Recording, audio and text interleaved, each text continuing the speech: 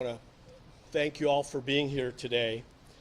I just took a tour of the area in Gila Bend, and I'm heartbroken by what I have witnessed. Flooded roads, damaged property, displaced people. What's happened in this community is just awful, and it's just the latest that has caused Arizonans so much pain and hardship. Just think about what we've been through this past year and a half. The COVID-19 pandemic, the crisis at our southern border, another devastating wildfire season, and now our friends and neighbors in Gila Bend and across the state are being put to the test yet again with a catastrophic monsoon and flooding season. Just one home damaged by a flood is far too many. And I'm sad to say that the number is much more than that here in Gila Bend. My prayers and my heart go out to all Arizonans in Gila Bend, Flagstaff, and all other areas of our state that have been impacted by the flash flooding and the heavy rain. We knew early on that there would be challenges that come from this monsoon season.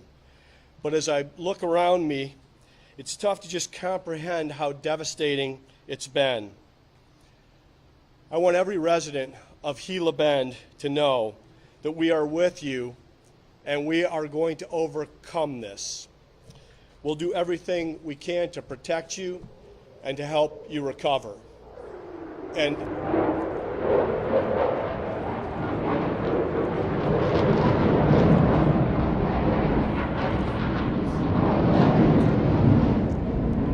And it was much more than just property and pets and livestock that were lost. Lives were lost in this flood. And I'm told that Jesus, Pancho Perez, and Blanca Ruiz lost their life helping others. So please join me in a moment of silence for these two heroes.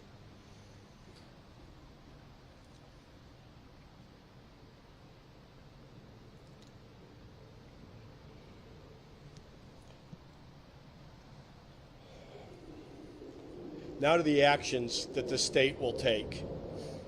This past Saturday, after consultation with local leadership and emergency management professionals, I directed the Department of Emergency and Military Affairs to respond and support the ongoing community response efforts here.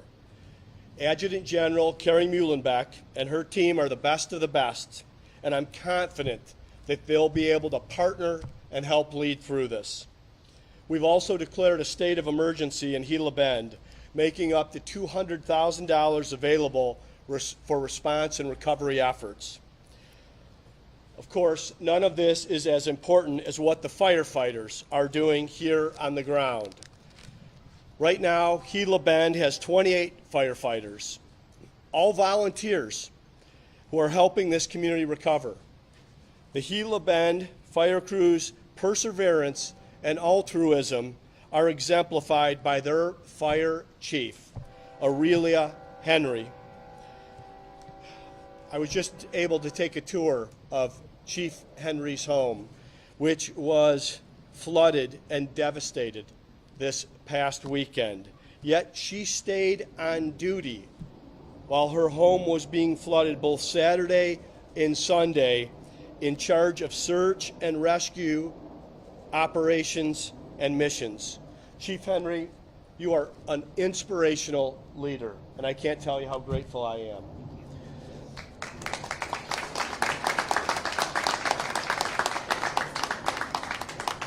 All of Arizona is proud of these volunteer firefighters and Chief Henry. I'm going to say this a couple times during this press conference. If you want to help out these organizations, if you want to help out these people with their homes, you can go to the Red Cross or the Salvation Army, and there will be additional resources to what the state is doing, what we will apply from the federal government that will go to direct assistance here in Gila Bend. It's imperative that we continue to put all our efforts towards this response effort so we can prevent any more hurt, loss, or suffering in communities here in Gila Bend and around Gila Bend. That's why today, in addition, I'm announcing a grant program to help small businesses around our state hire and retain employees, especially those that have been affected by wildfires and flooding. The Back to Work Small Business Rehiring Program includes up to $10,000 per business with $5 million allocated in total. It will help our small businesses to fully recover from all the hardships in the last year. I'm hopeful as well that this will help the people in Gila Bend get back on their feet during these troubling times. I want to recognize the other local leaders, and we did a briefing before I came here and did the tour, and I want you to know how impressed I am from the mayor to the emergency management support that has happened at the city and county level to everyone else that rose to the call here to help them weather the storm. And part of that team has been Gene Wykall, who's the Senior Assistant Director at the Division of Emergency Management, Rob Rowley, who we're valued to have as the Director of the Maricopa County Department of Emergency Management, to Mayor Chris Riggs from Gila Bend. Mayor, thank you so much for your leadership and how you've stepped up right from the get-go. And immediately, people from our state legislature are calling the mayor to see how they can help. And they depended on people like Catherine Valenzuela, the town manager of Gila Bend. And right on the scene as well as Senator Lisa Atondo, Representative Joel John, Representative Charlene Fernandez, Senator Sina Kerr, and Representative Joanne Osborne, and Representative Tim Dunn. I want to thank all of them for the week that they've put in and the work that we know that we have ahead of us. And thank you for being here and your commitment and leadership during these tough times. Now, I'm going to hand the floor over to a real hero here in Arizona and somebody that I find a real inspiration, and that's Chief Henry. But before I do that, I want to, again, thank her, and I want to thank all our first responders, and of course all the volunteers for their support and for rising to the challenge in the middle of the night when this monsoon and flooding hit to keep Arizonans safe. And today I'm going to issue a formal commendation recognizing Chief Henry for all her bravery and sacrifice to the community. So Chief, come on up here so I can give you this commendation.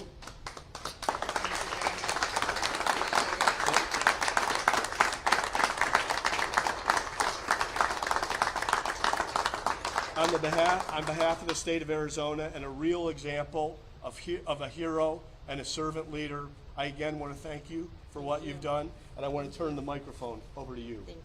I'll set that right there. Good morning, everyone. As you all know, on the early hours of Saturday, August 14, 2021, our little town of Gila Bend was struck with severe thunderstorms and heavy rain, causing flooding on several areas of the town.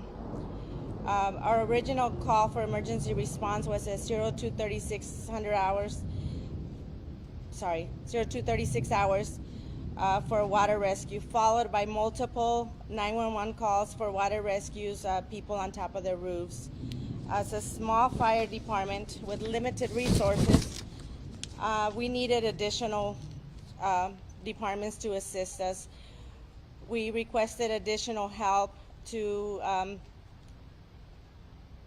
Phoenix Fire Department, Buckeye Valley Fire District, Buckeye Fire Department, Barry Goldwater Fire Department, AMR, MCSO, DPS, TOPD, MCSO Fox Helicopters, DPS Ranger 1, off-duty mountain rescue teams, and off-duty swift water rescue teams. Along with all of them, we want to thank McDOT, McDem, ADOT, ACTIC, DEMA, APS, Southwest Gas. In closing, I would like to thank the citizens of Gila Bend for their outpouring support and assisting others in the town. They've been truly amazing in their efforts. Lastly, I want to thank all the fire crews for their dedication and courage.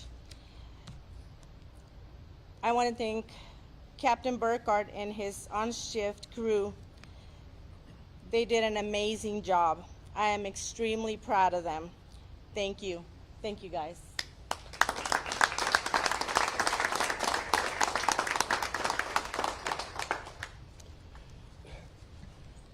Part of what the chief didn't tell you is that she was on duty when the storms hit, so immediately went to work while her home was being flooded. Her husband, Louis, was at home.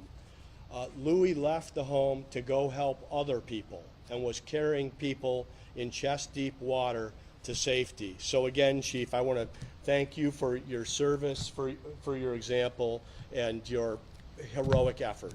Arizona is so lucky to have you. And again, anyone that wants to help this community, in addition to what the state is doing, please go to the Red Cross or Salvation Army and be generous.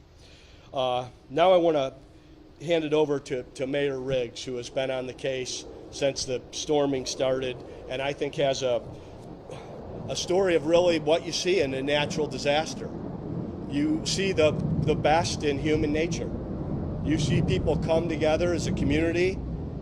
Politics and partisanship fades away, and you see a lot of servants' hearts come to the fore, and people do things that in normal times you wouldn't think possible. Mayor? Thank you, Governor. I'll try to keep this brief. Gila Bend's gone through a lot of trials this past year. Just looking out amongst the media crew that's here right now, I know most of you from prior interviews within this year, not involving this flood. So it really shows a true strength of Gila Bend, of everything that we have gone through. I just want to say that from day one on Saturday, first thing I had Representative Joel Johns call me. Within 5 minutes, I had Representative Fernandez call me. Only reason she beat Joel was because she had to call my wife to get my phone number. Senator Ortondo called me as well. Senator Farr, she came out here and was here. And I want to thank the governor personally. He was immediately contacting me to see what we needed and what he could do for us. That is a sign of a true leader. And I really appreciate it, Governor, very, very much.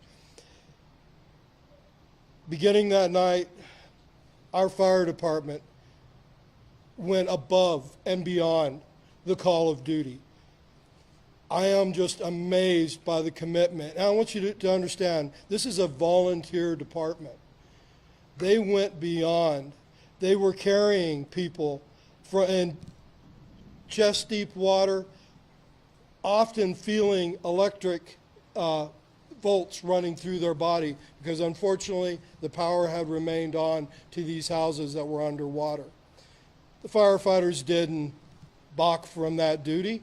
No, they charged right in and proved just how heroic the fire service truly is. I want to recognize our town crews who, even though their homes were devastated, but without thinking about it, they went straight to work. They got on the equipment. One of my street operators had lost his work boots in the flood. He showed up in a pair of shorts, t-shirt, and shower shoes, and was running a piece of equipment. That is dedication. That is what makes you realize you have a phenomenal community, and that's Gila Bend. Oftentimes here in Gila Bend, we'll say Gila Bend proud, Gila Bend strong.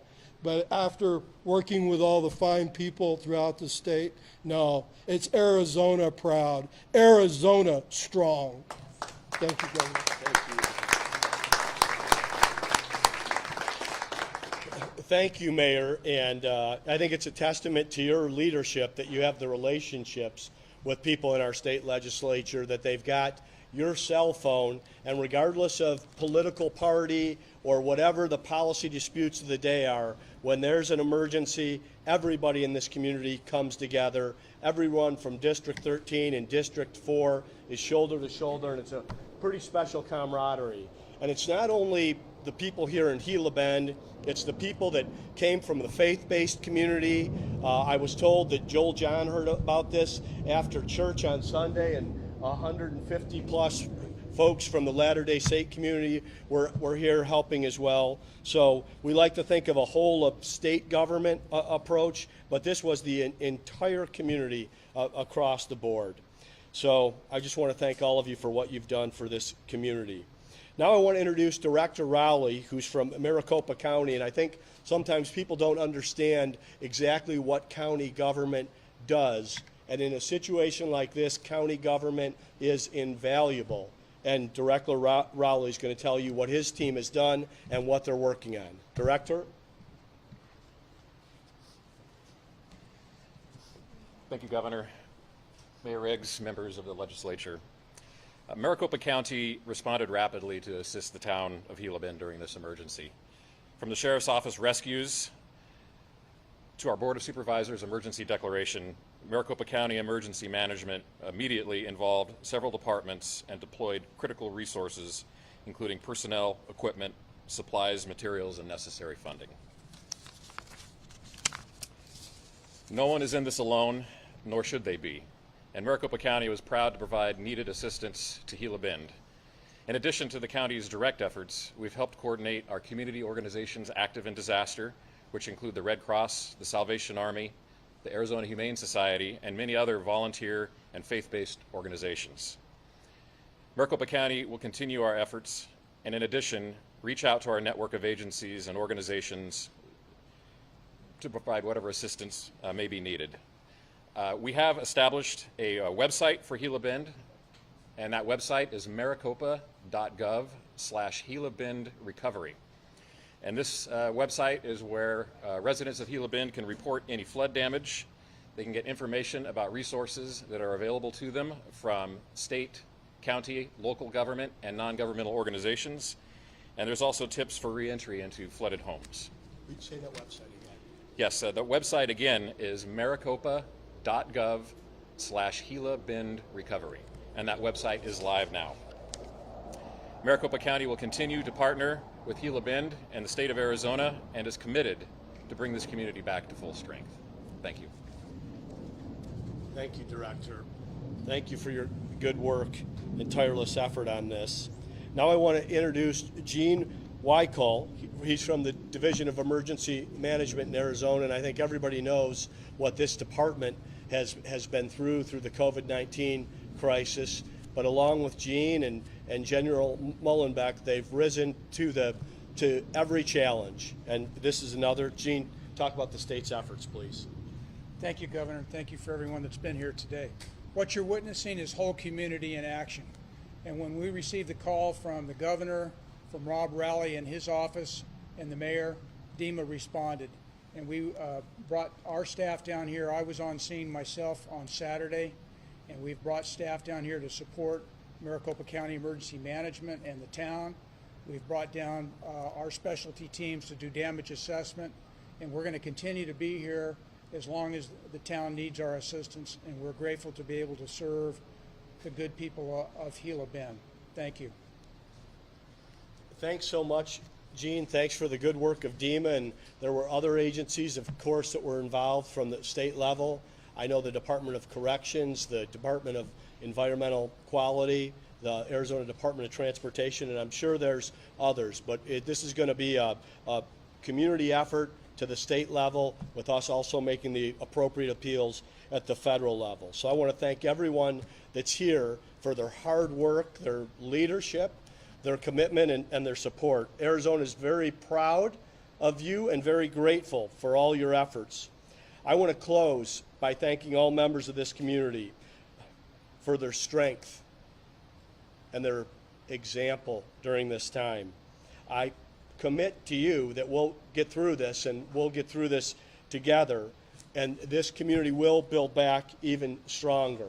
We're going to take some questions, but again, I want to just mention the Red Cross and the Salvation Army for those that want to help or are in a position to help. If you were to see these homes, if you're watching this or hearing this from the comfort of a cool and clean house, I don't think people can truly understand what water and flood damage can do to a home in this type of intensity. So please be as generous as you can, and know that the state is going to do everything it can with the county and the city as well.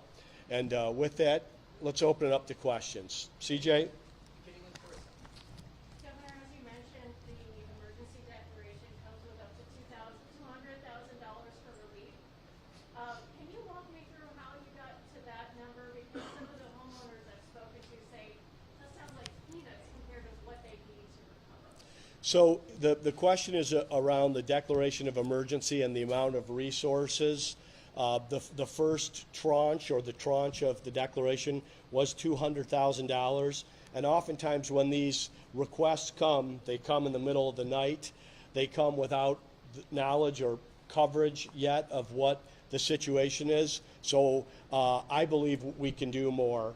And I'm going to be going back and talking with my team and with the electeds in the legislature, because from what I was able to observe, the community needs more. We did bring the $5 million as well, the small business relief, which is a part of what rebuilds a community. But what I saw on the ground, and that's why you make these visits and you do these tours and you have these roundtables, so you make smarter and wiser decisions. And I think there's more we can do.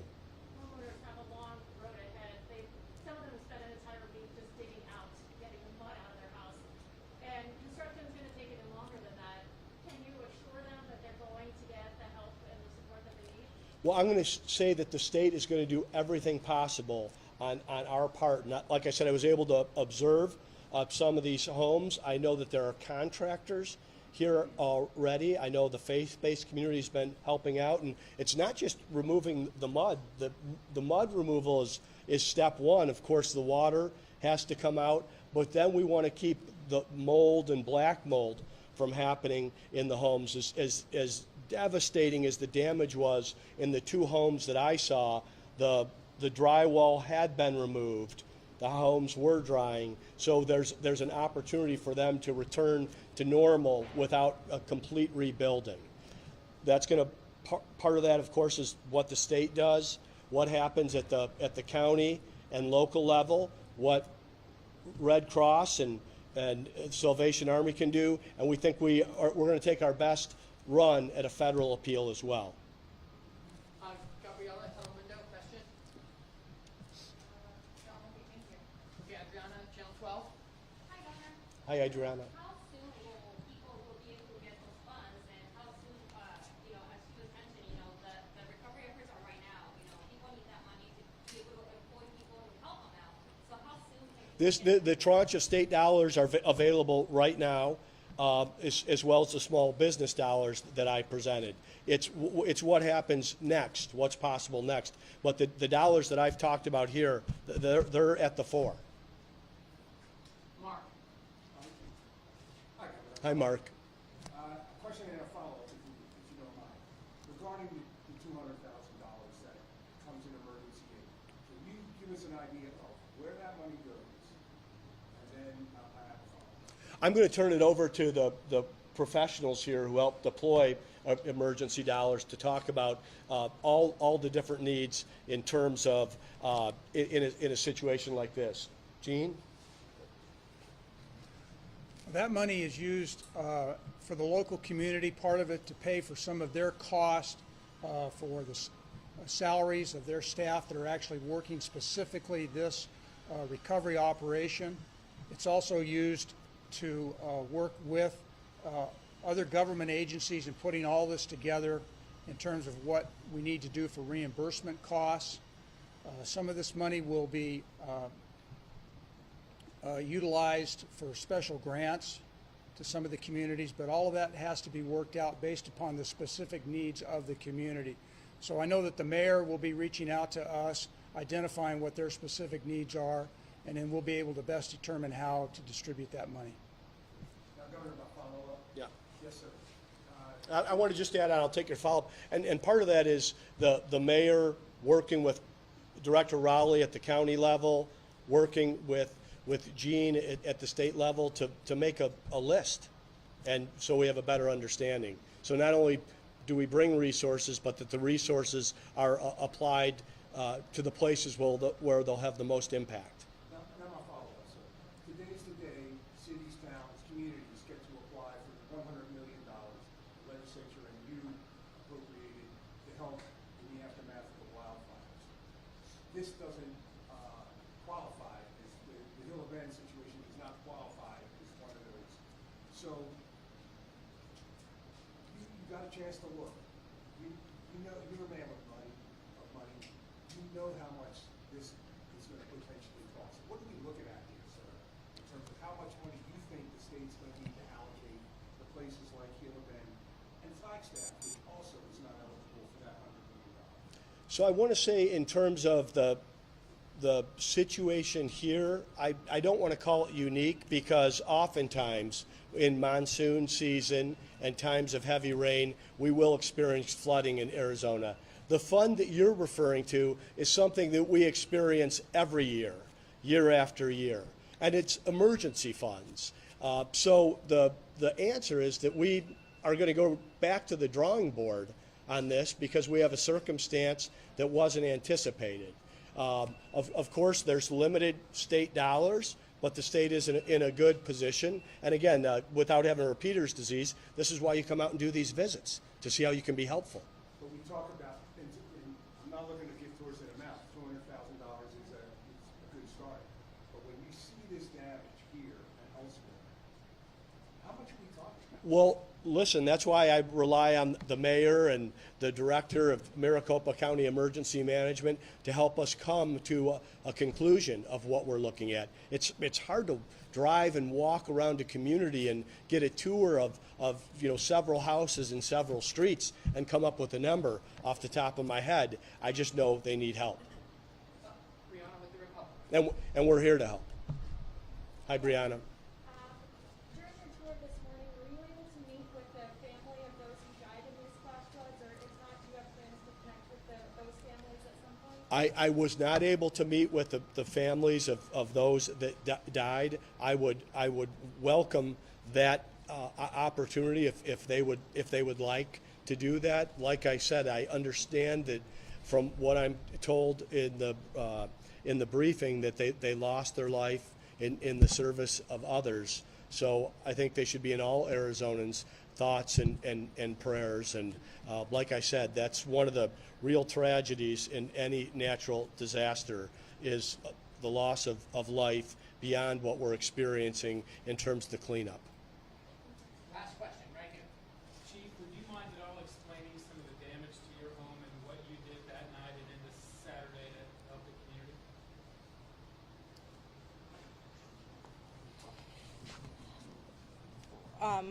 My house was approximately 3 feet underwater, so the drywall was soaked. They had to remove it. All my furniture, it's destroyed, along with appliances, small and large appliances. We have what hurts me the most is the memories and pictures and stuff like that. We had a couple crews going that night. We had the medical crew and we had the fire crew. When we responded, we originally responded to a water rescue in the wash. Somebody got swept away by the wash waters. And immediately after that, that's when the multiple calls came for rescues to people on top of their roofs. And the fire crew was able to get across the railroad track that was blocked from a train. The railroad, what was it, washed away underneath? Okay, so the train wasn't able to continue, so we had to get a hold of the railroad to be able to split the train so the crews were able to get through that in a timely manner. That took a little bit over an hour, I believe, for them to come. So the crews had to actually jump over the train and go to the rescue of these people to their homes. Lastly, if you don't mind, just some of the best and worst things you've seen over the past week. The damage is just crazy how the homes have been destroyed, practically destroyed. And they've lost their only vehicle. Sometimes some of the families have lost everything. And some of the best things you've seen? People coming together, that kind of thing? People coming together to help from not just our community, but our neighbors, our neighboring communities. In closing, I want to say that if you do see these homes, it's heartbreaking and it's devastating what has happened, and it's not just the physical destruction of property and the loss of memory and the inconveniences. It's the anxiety that comes on a family in terms of the rebuilding. So again, I want to say that the state and the county and the city is going to do everything that they can. There are things that private citizens and the faith-based community can do through the Salvation Army and through the Red Cross. I would encourage everyone to please, to your level of ability, give generously to help the people here in Gila Bend and in Flagstaff. And if I were to say the best thing that I saw, it's the folks that surround me here. It's the members of this community that came together to help their neighbors and their friends. And they did it selflessly, and they did it in the face of real danger during that flood. The chief is a very humble leader, and for them to get over that stopped train, which was the only way to get in the community, is something that is heroic and superhuman.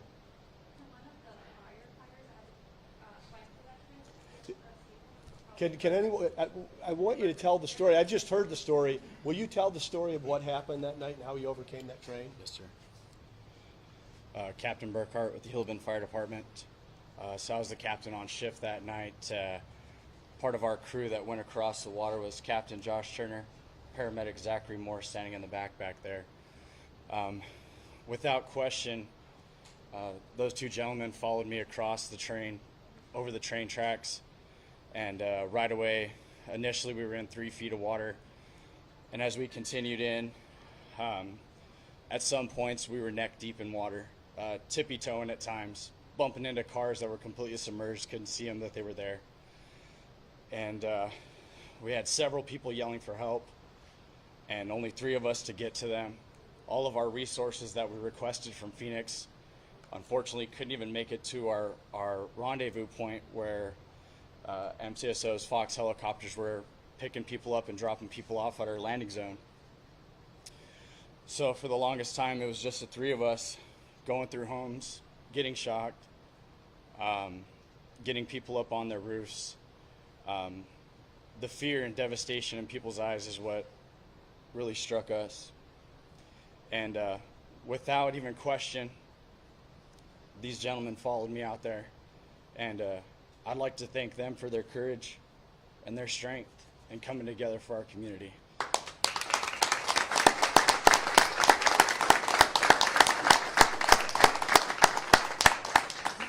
The train was blocking the way in by vehicles, by fire vehicles couldn't get in there? Yes, sir. It was completely blocking the train. We do have an alternate access route from the Butterfield Trail out there, Butterfield Trail and Main Street. But the 2 main washes that were running were completely running bank to bank, not allowing us to get across in that manner as well. So we had to come back to where the train was blocking our only crossing and cross over the train, and we immediately were encountered by rushing water at that point. I see you get very emotional. I'm down here. You're not watching the camera, but I see you get very emotional. Why? What is it that makes you emotional?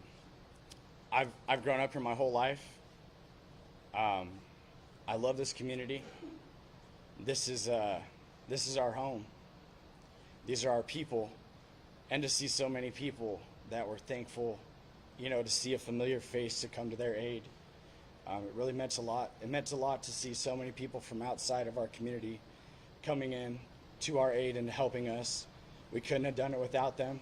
And I believe it goes without saying that we are who we are because of our leadership, from our medical services chief, Chief Baldridge, and our fire chief, Chief Henry. As Thank you. firefighters, you train for terrible fires, collisions, and stuff like that. But something like this, you train for, but can you really train to the level that you experience? Not at all. And we normally don't go into rushing water. Usually we call in outside resources that have special training, special equipment, and whatnot to go do that. With the amount of volume of calls that we were getting for rescues and us being the only face of help, we took it upon ourselves, made a risk assessment, and decided that the risk was worth it to go try to save as many lives as we could. Even though you maybe risking your own? Even so, every time all of us that, take our oath and, wear our badges with honor, we know that every time we walk out the door, there's a chance you may not get to come home. What would you say to residents in future storms that try to help others that are putting their life at risk? What are those steps to take? As a department, from a department standpoint, we would, recommend that you save yourselves, save what you can, save yourselves, get out in a timely manner, and don't go back into a dangerous area if you've already left it. All that does is creates, more potential for more loss, and it puts us in an even tighter position too, because now we have more people to account for with such limited numbers and such a small department. It makes it really tough. I know, I'm sure that you guys are all volunteers. That's correct. Why do you do this? We love helping our community. We actually have several members that live up to 90 miles away that come in here to come help and volunteer for our community. And it really means a lot. We have 28 people on our roster, and of that 28, we had 20 show up. The 8 that didn't get to show up, were working for their other place of business, doing other things. So they were involved in the efforts to some capacity, but we had all boots on deck. Can you give us your name and spell it out? Captain Fred Burkhart, FredBurkhart, D as in dog, T as in Tom. Captain, I would imagine after all this, you've learned a lot too, so that maybe next time, some of the effects might not be as bad. Correct? No, most definitely. And we're hoping with the coordinated efforts with the state and the county and our local town departments that we're able to, rebuild and recover and prevent, any incidents like this from ever happening again, at least here in our community and statewide. And when you rebuild, you can take into consideration what happened, so that if it happens again, the new buildings, the new system, it won't be an issue again, correct? Exactly. I hope in my lifetime we never see this happen again. Thank you, everyone. Thank you, Captain.